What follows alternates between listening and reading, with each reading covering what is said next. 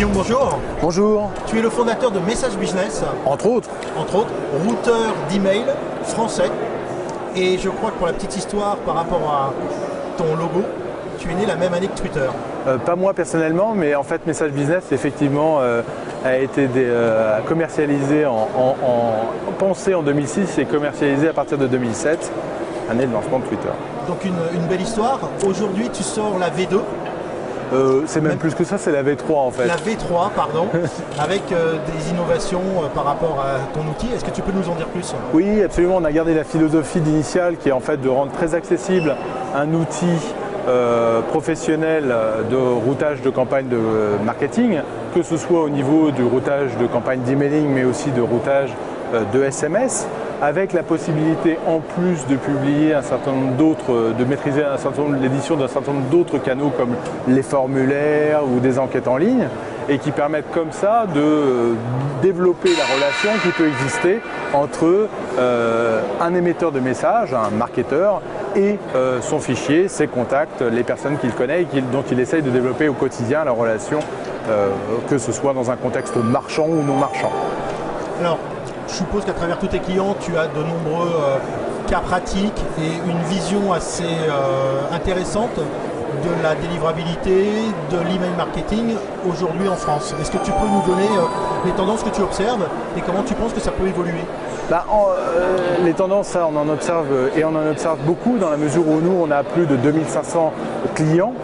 Il y a plus de 12 000 utilisateurs de la plateforme qui aujourd'hui effectuent des opérations d'emailing, de SMS, de publication de formulaires à travers le tout-en-un qu'on leur propose avec Message Business.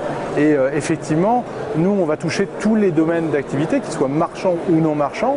On s'adresse aussi bien à l'e-commerçant qui a besoin d'un outil performant pour envoyer des campagnes vers ses différents clients ou ses prospects, que à l'association qui, pour le coup, nous utilise pour informer ses membres, ses adhérents sur l'évolution de son actualité, sur la relance de ses cotisations. Donc nous, on a vraiment un aperçu très varié et très diversifié sur les différents méthodes qui sont utilisées aujourd'hui et qui se développent aujourd'hui dans tout ce qui concerne le small et le medium. On parle beaucoup le petit et moyen volume.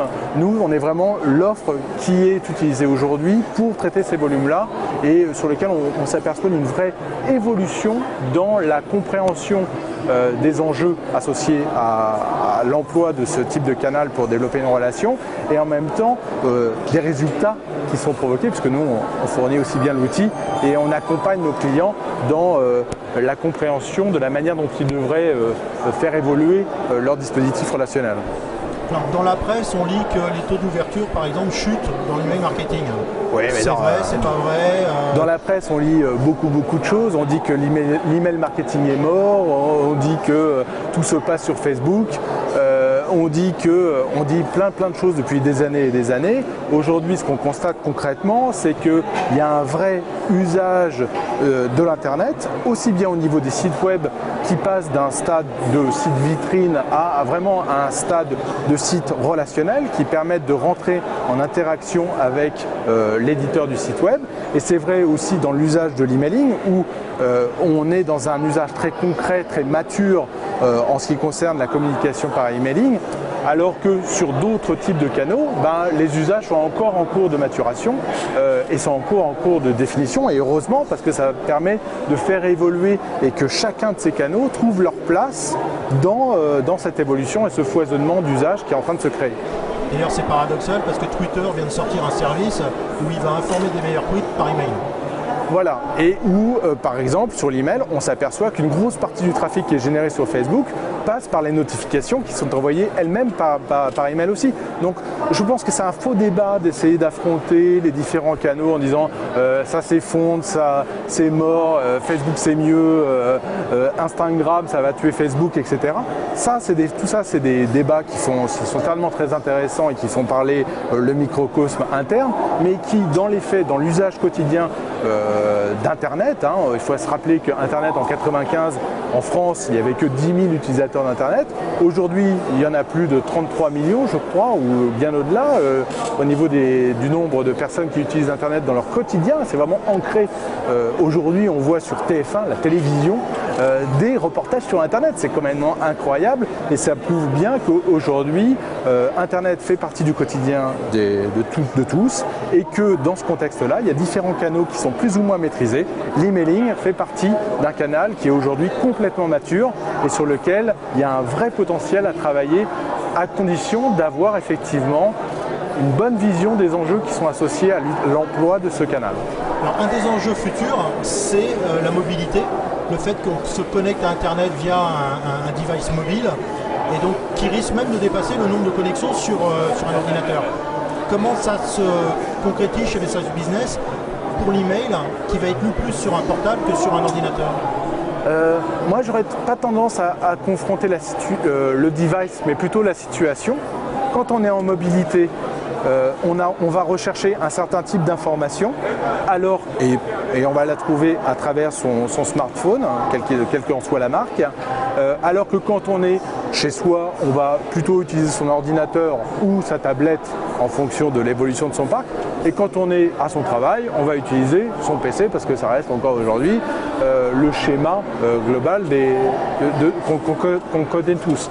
Donc moi j'aurais tendance à dire, il n'y a pas de spécificité par rapport à la typologie d'informations qu'on va chercher, c'est plutôt en fonction de la situation dans laquelle on se trouve. On va consulter sa boîte aux lettres en situation de mobilité sur son device pour chercher des informations associées à une adresse ou à un événement par exemple, alors que quand on sera chez soi, on va prendre connaissance d'informations plus différentes sur de l'actualité de telle entreprise ou sur le futur, le devenir de Lady Gaga. Alors pour encore rendre plus accessible l'email marketing, vous avez sorti au sein de Message Business un livre récemment. Est-ce que tu peux nous dire un petit peu ce qui a conduit à la rédaction de cet ouvrage? Alors nous d'abord ce livre je l'ai écrit avec mes 3 associés qui sont aussi fondateurs de Message Business, Jean-Michel Lazera et Vincent Fournoux, et il nous paraissait important à ce stade justement de la maturation, la compréhension du canal, de développer quelque chose de différent, de moins technique, de moins spécialisé pour l'ouvrir justement à l'ensemble des gens qui l'utilisent, qui font de l'email sans le savoir, mais en leur donnant des clés relationnelles beaucoup plus ouvertes qu'avec un simple traitement purement spécialisé sur la technique associée à l'envoi d'emailing. En fait. Une vraie volonté d'évangélisation, un côté ludique pour aborder un sujet qui est quand même un peu technique aussi.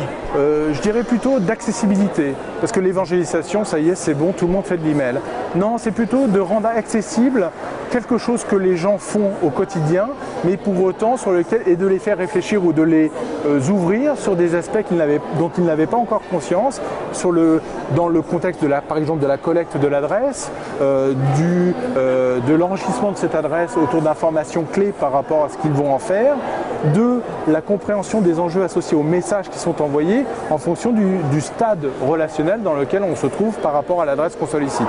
Et ça, c'est important d'arriver à avoir cette vision globale, de dire un email, c'est pas qu'un sujet technique et de penser que c'est un tuyau magique qui va permettre de l'envoyer. Non, la réception et la délivrabilité d'un message, c'est avant tout la relation qui s'initie dès la collecte et qui se construit au fur et à mesure des messages qui sont envoyés, des interactions qui sont effectuées par email, mais aussi en échangeant directement, mais aussi en envoyant des messages sur son réseau social pour entretenir la relation que l'on souhaite développer avec ses contacts.